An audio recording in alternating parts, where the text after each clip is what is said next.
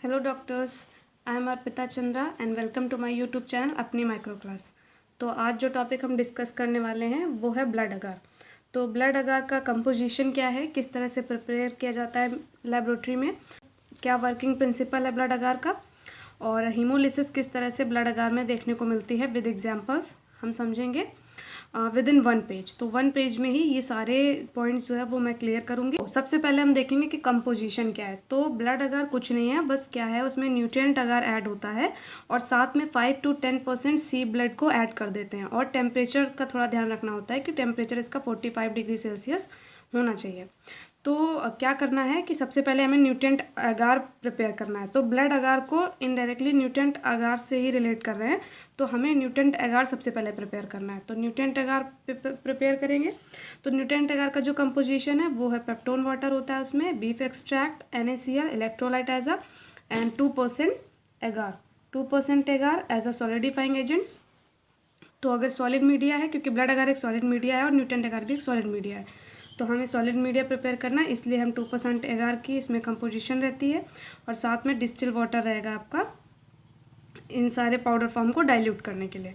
तो न्यूट्रिएंट अगार हमने प्रिपेयर किया, उसके बाद क्या करना है, इसमें शीप ब्लड ऐड रहता है। तो ये इसका कंपोजिशन है, nutrient agar plus 5 to 10% sheep blood. ठीक है। Then second one is preparation.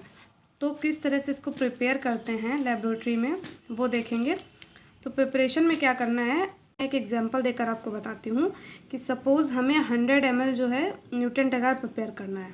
हमें 100 ml अगर न्यूट्रिएंट अगार प्रिपेयर करना है तो जो न्यूट्रिएंट अगार की क्वांटिटी उसमें लेनी है वो है 4.2 ग्राम। तो 100 ml डिस्टिल वाटर में हम 4.2 ग्राम जो पाउडर फॉर्म में न्यूट्रिएंट अगार आता है मैन्युफैक्चर्ड पहले से, उसको डाइल्यूट करेंगे।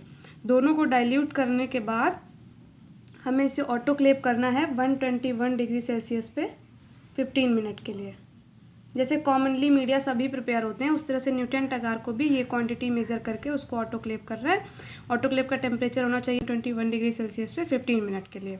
तो 100 ml डिस्टिल वाटर को 4.2 ग्राम न्यूट्रिएंट अगार डाइल्यूट करते हैं और उसके बाद ये टेम्परेचर लेकर के न्यूट्रिएंट अगार प्रिपेयर करते हैं। फिर क्या करना है, न्यूट्रिएंट अगार को हमें स्लाइटली कूल करना है, मतलब पूरी तरह से कूल नहीं करना है वरना वो सॉलिडिफाई हो जाएगा क्योंकि इसमें अगार ऐड है, पर स्लाइटली कूल कर देना है। क्योंकि अगर एकदम हीटेड आप न्यूट्रिएंट अगार में सी ब्लड ऐड कर देंगे तो इरिथ्रोसाइट जो सी ब्लड की जो RBCs है वो लिसिस हो जाएंगी और चॉकलेट अगार बन जाएगा, ना कि ब्लड अगार।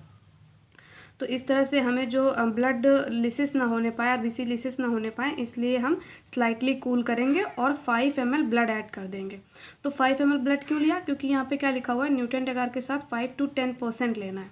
तो अगर 100 ml डिस्टिल वाटर या 100 ml मीडिया हम प्रिपेयर कर रहे हैं तो उसमें हमें 5 ml शीप ब्लड लेना होगा, क्योंकि 100 ml का 5 to 10% 5 ml होता है। ठीक है। तो इस तरह से प्रिपरेशन हो गई इसकी। देन प्रिंसिपल जो ब्लड अगार है वो बैक्टीरिया की हीमोलिसिस देखने के लिए यूज़ होता है कि जो बैक्टीरिया हीमोलिसिस प्रोड्यूस करते हैं तो उनके लिए होता है।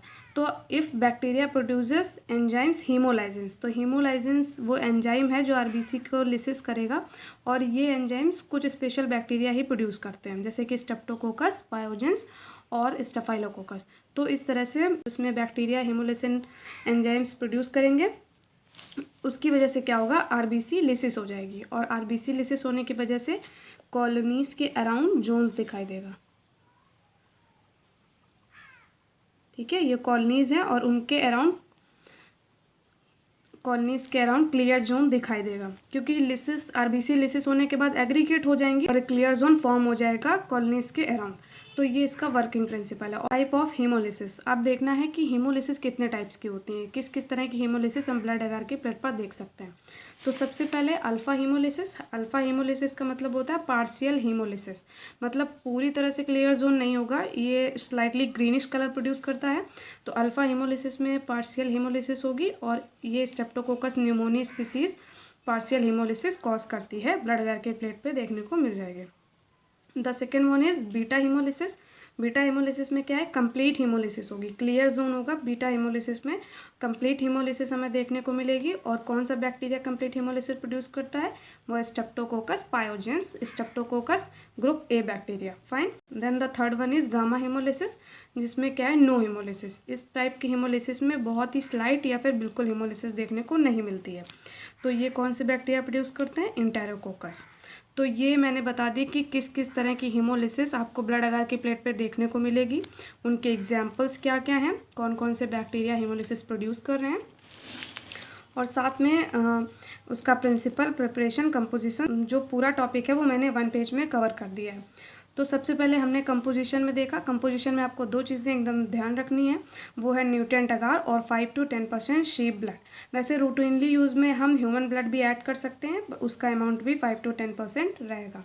साथ में प्रिपरेशन में हमें क्या करना है, न्यूट्रिएंट अगार को बिल्कुल उसी तरह से तैयार करना है जैसे वो प्रिपेयर किया जाता है। उसके बाद हमें उसको स्लाइटली कूल करना है ऑटोक्लेव से निकालने के बाद, और 5 to 10% के अकॉर्डिंग ब्लड ऐड कर देना है, और उसके बाद पोर कर देना है, सॉलिडिफाई हो जाएगा और हमारा ब्लड अगार प्रिपेयर हो जाएगा। प्रिंसिपल में क्या करना है, प्रिंसिपल में हमें क्या पढ़ना है, जो बैक्टीरिया हीमोलाइसिस एंजाइम प्रोड्यूस करते हैं वो आरबीसीज की लिसिस कर देते हैं और कॉलोनीज के अराउंड क्लियर जोन शो होता है। ठीक है, तो ये इसका प्रिंसिपल है। और साथ में टाइप ऑफ हीमोलिसिस में अल्फा, बीटा, गामा 3 टाइप्स की हीमोलिसिस हैं, और ये उनके एग्जाम्पल्स हैं।